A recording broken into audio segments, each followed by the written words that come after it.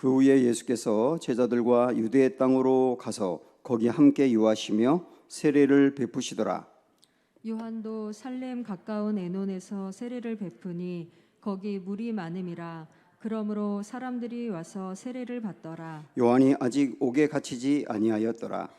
이에 요한의 제자 중에서 한 유대인과 더불어 정결 예식에 대하여 변론이 되었더니 그들이 요한에게 가서 이르되 랍비여, 선생님과 함께 요단강 저편에 있던 이 곧 선생님이 증언하시던 이가 세례를 베풀매 사람이 다 그에게로 가더이다. 요한이 대답하여 이르되 만일 하늘에서 주신 바 아니면 사람이 아무것도 받을 수 없느니라. 내가 말한 바 나는 그리스도가 아니요 그의 앞에 보내심을 받은 자라고 한 것을 증언할 자는 너희니라. 신부를 취하는 자는 신랑이나 서서 신랑의 음성을 듣는 친구가 크게 기뻐하나니 나는 이러한 기쁨으로 충만하였노라. 그는 흥하여야 하겠고 나는 쇠하여야 하리라 하니라. 위로부터 오시는 이는 만물 위에 계시고 땅에서 난 이는 땅에 속하여 땅에 속한 것을 말하느니라. 하늘로부터 오시는 이는 만물 위에 계시나니 그가 친히 보고 들은 것을 증언하되 그의 증언을 받는 자가 없도다. 그의 증언을 받는 자는 하나님이 참되시다는 것을 인쳤느니라. 하나님이 보내신 이는 하나님의 말씀을 하나니 이는 하나님이 성령을 한량없이 주심이니라. 아버지께서 아들을 사랑하사 만물을 다 그의 손에 주셨으니 같이 읽습니다. 아들을 믿는 자에게는 영생이 있고 아들에게 순종하지 아니하는 자는 영생을 보지 못하고 도리어 하나님의 진노가 그 위에 머물러 있느니라. 아멘. 하늘에서 오시는 이라는 제목입니다. 이전에 바르셀로나 올림픽이 끝난 뒤에 메달을 딴 선수들을 대상으로 조사를 했다고 합니다. 자기가 딴 메달에 대해서 얼마나 만족해하느냐라고 하는 조사였거든요. 당연히 금메달을 딴 선수들이 제일 만족했겠죠. 그런데 금메달을 따지 못하고 은메달을 딴 선수들과 동메달을 딴 선수들 중에 누가 더 만족을 했을까요? 이렇게 질문하면 은메달이 아닐 것 같지 않습니까? 맞습니다. 은메달 리스트가 아니라 동메달 리스트가 더 만족한다고 했어요. 왜 그럴까요? 은메달을 딴 선수들은 금메달을 딴 선수들과 비교를 한 겁니다. 내가 조금만 더 열심히 했으면 금메달을 딸 수 있었는데, 그래서 금메달을 따지 못한 것 때문에 만족이 없는 거예요. 그런데 동메달을 딴 선수들은 메달을 따지 못한 사람들과 비교를 했다는 거예요. 그래도 나는 메달을 따지 않았느냐. 그렇게 비교하다 보니까 더 만족했다는 겁니다. 그래서 이 조사를 한 사람이 어떤 결론을 냈느냐면 나보다 더 나은 사람과 비교하지 말고 나보다 못한 사람과 비교할 때 만족할 수 있다. 이렇게 결론을 냈어요. 그런데 가만히 생각하면 이것도 좀 비참하지 않습니까? 예를 들어서 집에서 치킨을 시켜놓고 먹는데 애가 아빠 나 스테이크 먹고 싶은데 그래요. 그때 아빠가 야 임마 치킨도 못 먹는 사람들이 얼마나 많은데 치킨 먹는 우리가 감사한 거지. 비참하잖아요. 차라리 올해는 못 먹어도 아빠가 돈을 더 벌어서 내년은 먹을 수 있을 거야. 아이 그래야 좀 나은 게 아니겠습니까? 이 비교라고 하는 게 거의 대부분 고통을 줍니다. 비교하면 내가 자만해지거나 아니면 좌절하거든요. 자만해지는 것은 내가 그 사람보다 낫다고 생각하는 것 때문에 자만한데, 그러면 나 때문에 그 사람이 고통을 받는 거거든요. 그런데 좌절하는 것은 그 사람보다 내가 못하다고 생각하니까 좌절하는 것인데, 그 말은 그 사람 때문에 내가 고통을 받는 거예요. 그래서 이 비교라고 하는 것은 거의 대부분 고통을 가져오게 돼 있어요. 그래서 비교는 하지 않는 게 정말 좋습니다. 그러나 여러분이나 저나 경험을 하지만은 이 비교를 안 하려고 하지만 거의 자동으로 비교가 되지 않습니까? 그래서 이 비교에서 벗어나는 게 정말 쉽지가 않아요. 그러다 보니까 만약에 최선을 다해서 은메달을 딴 선수가 금메달을 따지 못했지만 최선을 다한 것 때문에 만족하고, 그리고 금메달 딴 선수를 축복할 수 있다면 얼마나 좋을까? 그런 사람이 된다면 얼마나 좋을까? 그런 생각이 드네요. 그런 사람이 있어요. 그가 바로 세례 요한입니다. 세례 요한은 세례를 베풀 때 수많은 사람들이 요한에게 찾아오고 요한을 보면서 열광했습니다.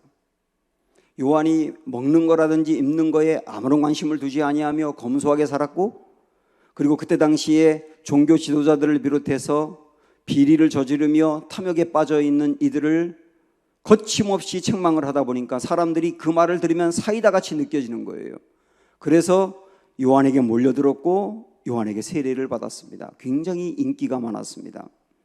그런데 예수님이 등장하면서 이상 기류가 생기기 시작한 거예요. 사람들이 점점 요한에게서 예수님께로 이동하게 된 겁니다. 그러니까 요한을 따르는 제자들이 사람들이 이동하는 것을 보면서 질투도 느끼고 시기도 느끼고 비교도 생겨서 자기의 선생님인 세례 요한에게, 선생님 이거 알고 계시냐고, 지금 사람들이 예수님에게로 다 몰려가고 있다고, 우리 쪽에 있던 사람들이 떠나가고 있다고, 그러면서 불평을 토로합니다. 이미 세례 요한의 제자였던 안드레나 요한 같은 사람은 예수님의 제자가 됐거든요. 이런 상황이었던 거예요. 이때 요한은 어떤 자세를 취하느냐? 30절을 우리가 먼저 볼게요. 그는 흥하여야 하겠고 나는 쇠하여야 하리라. 예수님 이렇게 말씀하시는 거예요. 그는 당연히 예수님이죠. 예수님은 흥하여야 하고 세례 요한 자신은 쇠하여야 한다. 그분이 흥할 수 있다면 내가 쇠하는 것도 좋겠다. 이렇게 받아들이는 거거든요. 이 놀랍고 엄청난 말 아닙니까? 다시 말하면 세례 요한은 전혀 요동하지 않았다는 거예요. 세례 요한은 사람들의 평판에 흔들리지 않습니다. 사람들이 자기에게 모여왔다고 해서 우쭐대고 사람들이 떠났다고 좌절하지 않아요. 보통 사람들은 사람들의 평판에 얼마나 예민합니까? 사람이 나에게 했던 그 말 한마디 때문에 잠을 설치기도 하고, 그리고 어떤 사람이 나를 쳐다보는 눈빛만 달라도 힘들어하고, 사람들에 의해서 휘둘리지 않습니까? 그게 보통 사람들인데 요한은 그런 것들에 미동도 하지 않는단 말이에요. 이것이 어떻게 가능할까? 그게 중요한 것이죠. 이게 어떻게 가능할까? 요한에게 찾아와서 불평을 토로하는 제자들에게 했던 말을 보면 이것이 어떻게 가능한지 답이 나와 있어요. 28절 보시면 내가 말한 바 나는 그리스도가 아니요 그의 앞에 보내심을 받은 자라고 한 것을 증언할 자는 너희니라. 요한은 먼저 내가 누구인지를 얘기하는데요, 내가 누구인지를 얘기하기 전에 내가 누가 아닌지를 먼저 얘기합니다. 나는 그리스도가 아니야. 그리스도는 예수님이야. 나는 그리스도가 아니야. 이걸 먼저 얘기를 한다고요. 그리고 나서 자기가 누구이고 자기가 어떤 일을 해야 될 사람인지 결혼식 비유를 통해서 29절에서 말씀해요. 신부를 취하는 자는 신랑이나 서서 신랑의 음성을 듣는 친구가 크게 기뻐하나니 나는 이러한 기쁨으로 충만하였노라. 이때 당시에 이스라엘 사람들이 결혼하면 일주일 동안 했거든요. 근데 그 일주일 동안 신랑의 친구들이 몰려와서 이 결혼식을 함께 돕습니다. 신랑이 결혼식 자리에 없을 때는 분위기를 돋구고, 그리고 신랑이 결혼식 자리에 딱 나타나면 얼른 나가서 반겨 맞이하고, 그리고 모든 초점을 신랑을 띄우는 데 둡니다. 이 친구들을 뭐라고 말하냐면 들러리라고 말하는 거예요. 우리나라도 결혼할 때 어린아이들이 신랑 신부 앞서서 이렇게 걸어가는데 그 아이들을 들러리라고 하잖아요. 이스라엘도 들러리가 있는데 좀 개념이 달라요. 신랑의 친구들이 들러리입니다. 요한은 그 결혼식 그 풍속을 이야기하면서 그걸 비유로 들어서 뭐라고 얘기하는 겁니까? 나는 예수님의 들러리야 라고 말하는 거예요. 내가 누구냐? 나의 정체성? 나는 예수님의 들러리야. 나 예수님의 들러리 되려고 이 땅에 왔어. 그게 요한의 정체성이라고. 예수님은 신랑이고, 그리고 그 많은 하객들이 신부예요. 그리고 친구들은 그 신부와 신랑이 결혼식을 잘해서 행복하도록 돕는 사람이지 않습니까? 그렇다고 한다면 요한은 신랑이신 예수님을 신부가 되는 많은 사람들이 잘 믿고 예수님을 통하여 구원을 받고 예수님을 통하여 행복하도록 돕는 들러리란 말이에요. 그게 요한의 뚜렷한 정체성이었어요. 그러다 보니까 정체성은 항상 사명과 함께 가지 않습니까? 그리고 사명은 정체성과 연결되지 않습니까?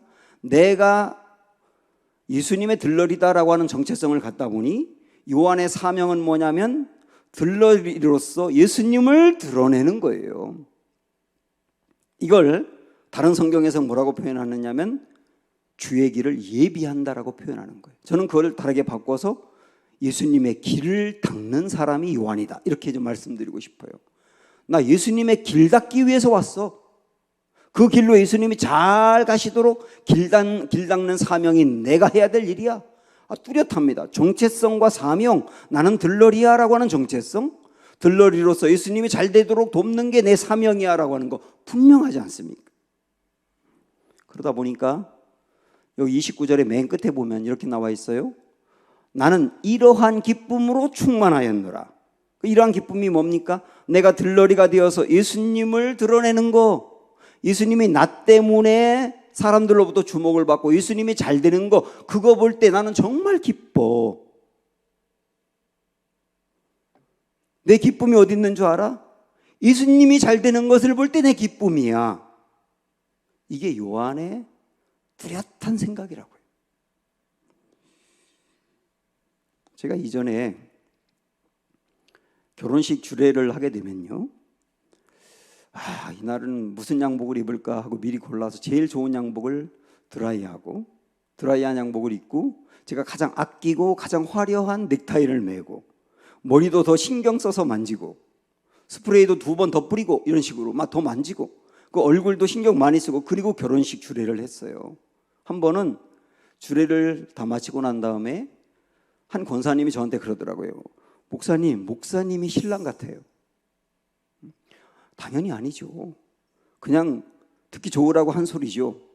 그래서 그 소리를 제가 듣는데 순간적으로 제 안에 드는 생각이 뭐냐면, 주례자가 신랑 같으면 안 되는데, 주례자도 신랑을 돋보이게 하는, 신부를 돋보이게 하는 들러리가 되어야 되는데, 그런 생각이 마음으로 싹 드는 거예요.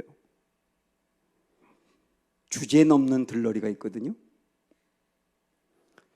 결혼식에 신랑 친구로 왔는데 너무 튀어. 걔가 주제 넘는 들러리라고요. 주례자도 주제 넘는 들러리가 되면 안 된다는 거죠.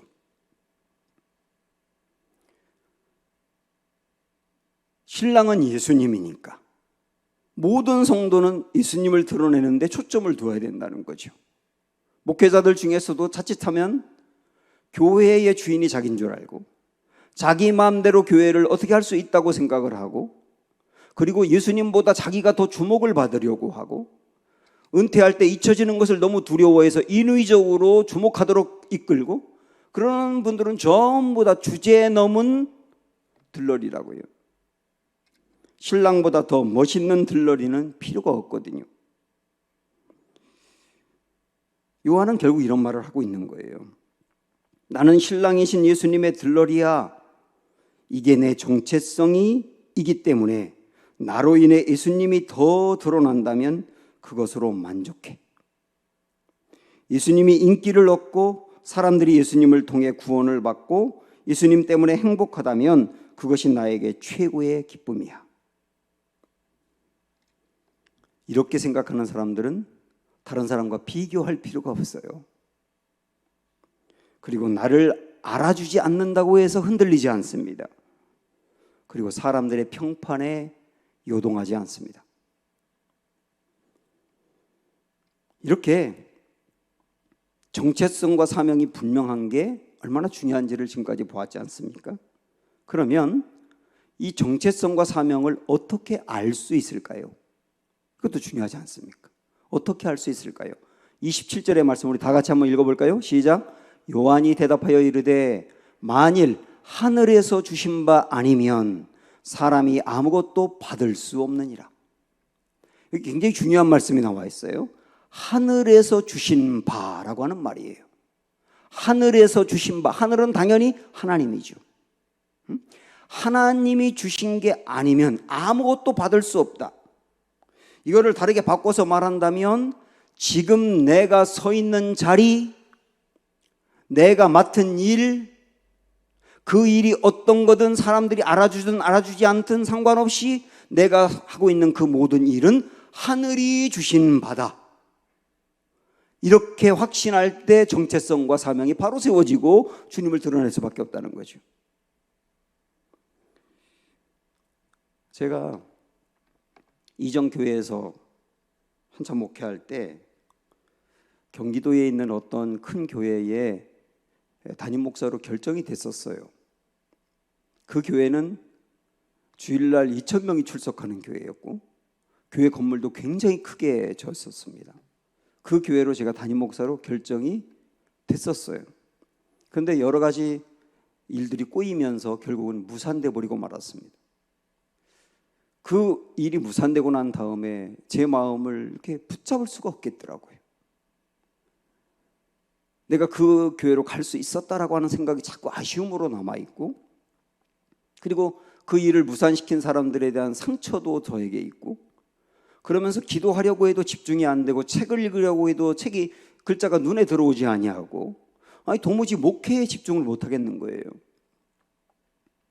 그때 의식적으로 나보다 훨씬 훌륭한 분 중에 나보다도 작은 교회 목회하는 분들이 얼마나 많은데 그거에 비하면 나는 감사한 거지.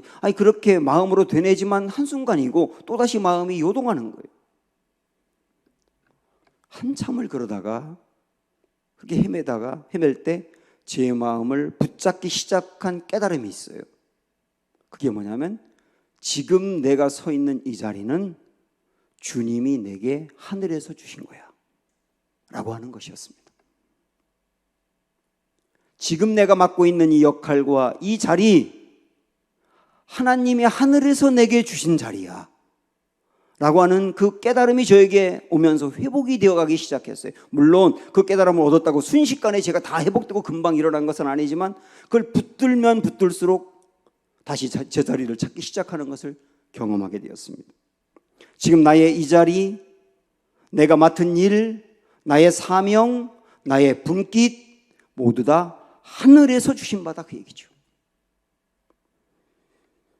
예수님이 내 안에 있고, 그리고 지금 하는 일은 예수님이 시키는 일이고, 그리고 예수님과 내가 함께 하는 일이라고 하는 것을 마음으로 확신하는 사람, 설령 그 일이 지극히 초라해 보여도 하늘이 내게 맡긴 바라고 믿는 사람, 그 사람은 당당할 수 있어요. 그리고 요동하지 않습니다. 내가 하는 일이 주님의 일이야, 사람들이 내가 하는 일을 하찮게 볼지 몰라도 내가 하는 일은 주님이 맡겨주신 존귀한 일이야 라고 하는 확신이 있는 사람이 요동하지 않는다고요. 내가 누구와 비교해서 우쭐하면, 그리고 그 사람을 낮게 보면 그 사람에게 하나님이 주신 선물을 우습게 여기는 거잖아요. 그리고 다른 사람 때문에 내가 초라하다고 느끼고 내가 하는 일을 숨기려고 하면 하나님이 내게 주신 선물을 우습게 여기는 거잖아요. 여러분 마음에 꼭 새기세요. 하늘에서 주신 바, 지금 나의 자리, 나의 역할, 나의 일, 나의 관계, 하늘에서 주신 바다. 하늘에서 주신 바다. 이게 우리의 정체성을 분명하게 하고 우리 사명을 분명하게 잡아주는 거예요. 자, 그러면 예수님이 누구시기에, 우리 예수님이 어떤 분이시기에 요한은 그 예수님의 들러리가 되는 것을 기뻐했는가? 그 예수님이 누구시기 때문에 라고 하는 것을 살펴봐야 되겠죠. 그 예수님이 누굽니까? 31절부터 예수님이 누구신지를 분명하게 말씀합니다. 보세요. 위로부터 오시는 이는 만물 위에 계시고 땅에서 난 이는 땅에 속하여 땅에 속한 것을 말하느니라. 하늘로부터 오시는 이는 만물 위에 계시나니. 여기에 보면 우리 예수님을 뭐라고 표현하고 있냐면 위로부터 오시는 이라고 표현합니다. 그 위가 당연히 밑에 보면 하늘이라고 표현되어 있죠. 하늘로부터 오시는 이입니다. 위에서 내려오신 분이에요. 그에 비해서 요한을 포함한 모든 사람들은 땅에 속한 사람이죠. 자, 일단 이거 생각해서요. 우리 예수님은 하늘로부터 오신 분이다. 그 다음에 31절을 또 다른 각도로 다시 보시면 이번 31절에서 위로부터 오시는 이는 만물 위에 계시고 땅에서 난 이는 땅에 속하여 땅에 속한 것을 말한다 그랬잖아요. 땅에 속한 사람은 땅에 속한 걸 말해요. 그럼 우리 예수님은 하늘에 속했으니 무슨 말을 할까요? 하늘의 말을 하겠죠. 당연히 하늘의 말을 하겠죠. 그래서 32절에 보시면 이어서 그가 친히 보고 들은 것을 증언한다 그랬습니다. 예수님이 하시는 말씀은 하늘에 속했기 때문에 하늘에서 보고 들은 것을 말한다 그랬어요. 34절에 보면 그걸 뭐라고 표현했냐면 하나님의 말씀을 한다 그랬어요. 예수님이 하시는 말씀은 하나님의 말씀이고 성령이 하나님의 말씀을 예수님에게 알려주어서 하신다는 얘기예요. 그래서 저는 요 있는 말씀들을 하나로 정리하면 이렇게 볼 수 있습니다. 예수님은 누구냐? 하늘로부터 오시는 분이고 하늘의 것을 말하는 분이다. 이렇게 정리를 일단 해보자고요. 자, 그러면 이걸 아는 게 왜 중요하냐면 그 다음에 이 문구를 한번 여러분 보세요. 같이 한번 읽어볼까요? 예수님은 하늘 위에 계신 분인데 땅으로 내려와서 땅에 사는 사람에게 하늘을 보게 하신다. 예수님은 하늘 위에 계셨던 분인데 땅으로 내려오셨어요. 왜 내려오셨다고요? 땅에 사는 사람에게 하늘을 보게 하려고. 근데 우리 예수님은 그 하늘이 어떤 곳인지 보고 오셨기 때문에 압니다. 성령이 또 알려주니까 압니다. 그걸 보게 하기 위해서 오셨다는 거예요. 모든 사람들은 다 땅만 보고 삽니다. 그렇지 않아요? 땅만 보고 산다고. 이 땅의 문화 거기에 다 빠져 살고 있고 이 세상의 사람들의 상식 그걸 다 옳다고 생각하고 따라가요. 그러다 보니까 이 세상에서는 성공이 최고야. 부유해지는 게 최고야. 높이 올라가는 게 최고야. 그게 이 땅을 바라보는 사람들의 거의 대부분의 시선이지 않습니까? 성도들도 거기에 매몰되어 있는 거예요. 그러다 보니까 성공하고 위대해지고 사람들로부터 주목을 받고 올라가고 하는데 모든 초점을 두다 보니까 경쟁할 수밖에 없고 파이는 하나인데 여러 사람이 차지해야 되니까 경쟁해야 되잖아요.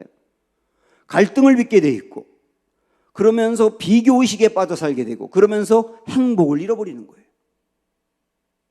이게 바로 이 세상을 바라보는 사람들이 행복하지 못한 이유거든요. 우리 예수님은 온통 다 행복을 바라보고 있는 사람들에게 위를 바라봐 시선을 바꿔주신 거예요. 그 위는 어떤 곳인데요? 이 땅과 완전히 다른 곳이지 않습니까? 경쟁이 없어요. 갈등이 없어요. 비교가 필요 없어요. 모두 다 사랑하는 곳이에요. 모두 다 존귀해지는 곳이고 모두 다 하나님의 자녀로 영화롭게 사는 곳이에요. 그 하늘을 바라보게 한단 말이에요. 지난주에 우리 주일날 니고데모 얘기하면서 우리 거듭남을 배웠지 않습니까? 제가 이 말씀을 준비하면서 가만히 묵상을 하니까 거듭남의 결과가 뭐냐? 감각이 바뀌는 거라고 했는데 결국 무슨 감각이 바뀌는 거냐? 바라보는 시선이 달라진 거예요. 온통 땅을 바라보던 사람이 하늘을 바라보게 되면 그게 거듭남의 결과라고요. 이것을 조금 더 좀 확대해서 창세기 1장 1절의 말씀으로 보면 더 잘 이해할 수 있습니다. 태초에 하나님이 천지를 창조하시니라. 여기에 태초가 있고 천지가 있지 않습니까? 태초는 시간 개념이고 천지는 하늘과 땅이니까 공간 개념입니다. 원래 우리 하나님은 시간에 묶이지 않는 분이었어요. 영원하신 분이었어요. 원래는 시간이 없었습니다. 시간이 필요가 없어요. 우리 하나님은 영원한 분이니까. 그런데 우리 하나님이 태초라고 하는 말은 시간을 만드시고 그 시간 안으로 들어오셨다는 뜻이에요. 그리고 우리 예수님은 원래 무한하신 분이었습니다. 어떤 공간에 갇힐 수 없는 분이었어요. 무한하신 분이었다. 무한대였다고요, 하나님은. 그런데 천지라고 하는 말은 공간을 만드시고 공간 안으로 들어오셨다는 개념이에요. 왜 그러셨을까요? 시간으로 들어오셔서 시간의 영향을 받고 시간의 지배를 받고 있는 사람에게 그 시간을 탈출하여 영혼을 바라보게 하기 위해서, 그리고 공간에 빠져서 그 공간의 지배를 받고 공간에 매몰되어 있는 사람에게 공간을 넘어 무한을 바라보게 하기 위해서 주님이 만드신 거죠. 그리고 지금도 주님이 그렇게 개입하시는 거죠. 이거를 그래서 정리하면 이렇게 말할 수 있어요. 시간을 넘어 영원을 보고 공간을 넘어 무한을 보게 하신다. 이게 오늘 조금 아까 봤던 땅에 사는 사람에게 하늘을 보게 한다는 거죠. 시간과 공간이라고 하는 땅에 매여 있는 사람에게 영원과 무한은 하늘이니까요. 하늘을 바라보게 하는 거예요. 다시 말하면 아주 쉽게 말씀드린다면 땅의 관점을 갖고 살고 있는 사람에게 하늘의 관점, 하나님의 관점으로 무장시키게 하는 거죠. 그게 주님이 하시는 일이에요. 그리고 그렇게 무장된 사람이 어떤 의미로 본다면 이미 거듭난 사람이겠죠.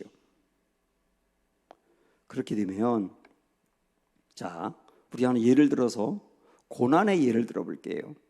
굉장히 극심한 고난을 당하고 있습니다. 그 고난을 당하는 그 사람은 시간의 영향을 받고 그 고난을 당하는 그 현장의 영향을 받는 거죠. 그 시간과 공간의 지배를 받는 거죠.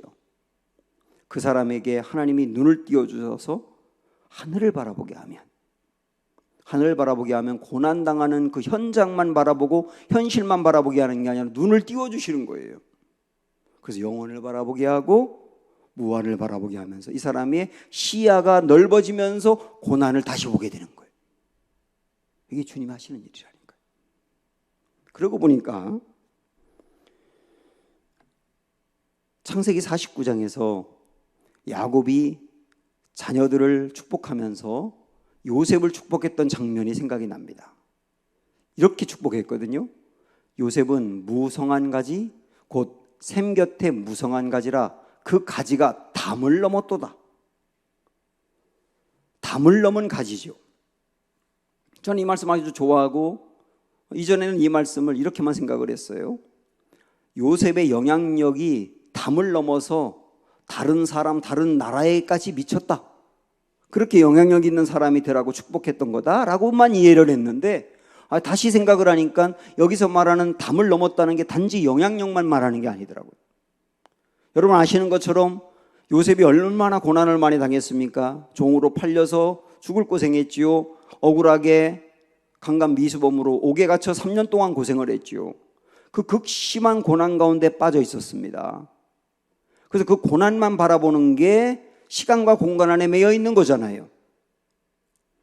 하나님이 그가 담을 넘었다라고 말한 것은 지금 현재 그가 당하고 있는 이 고난의 현실, 고난의 아픔, 거기에만 모든 초점을 둔 게 아니라 그 고난이 있지만 그의 시야를 영혼을 바라보게 하고 무한을 바라보게 했다는 뜻이에요. 다시 말하면 하늘을 바라보게 했다는 뜻이에요. 그러면서 그가 그 고난 속에서 절망하지 않고 포기하지 않고 좌절하지 않고 하나님의 관점으로 내 고난을 바라보는 시야가 열린 거죠. 그게 바로 무성한 가지가 아니겠는가요? 담을 넘는 가지죠. 우리에게도 굉장히 중요한 일이죠. 그러려면 이 무성한 가지가 샘 곁에 있어야 된다 그랬잖아요. 샘 곁에 있다는 말은 가지가 풍성하도록 끊임없는 수분을 공급받을 수 있는 곳에 있어야 된다. 그게 바로 하나님이라고 말하고 있는 거 아닙니까?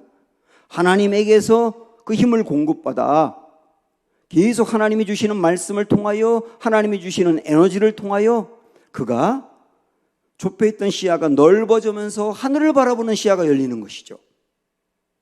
이게 은혜인 겁니다.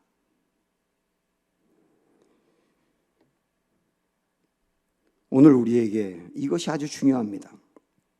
시간 속에 갇혀 살고 공간 속에 갇혀 살고 있는 우리들, 어떻게 하면 우리가 이 시간에 갇혀 살지만 영혼을 볼 수 있겠느냐? 어떻게 하면 우리가 이 공간 속에 갇혀 살지만 무한을 볼 수 있겠느냐? 여러분이 이미 보신 적이 있어요. 가만히 생각을 해보세요. 하나님의 말씀이 내게 임하고 깨달음이 생기면서 지금 나의 현재 상태에 매몰되어 있던 내 시야가 하나님의 관점으로 바라보기 시작한 거, 그게 바로 여러분이 하늘을 본 거거든요. 영원과 무한을 본 거거든요. 그런 것들이 우리 안에 반복적으로, 지속적으로, 습관적으로, 일상적으로 일어날 때 이게 하늘을 산다고 말하는 거예요.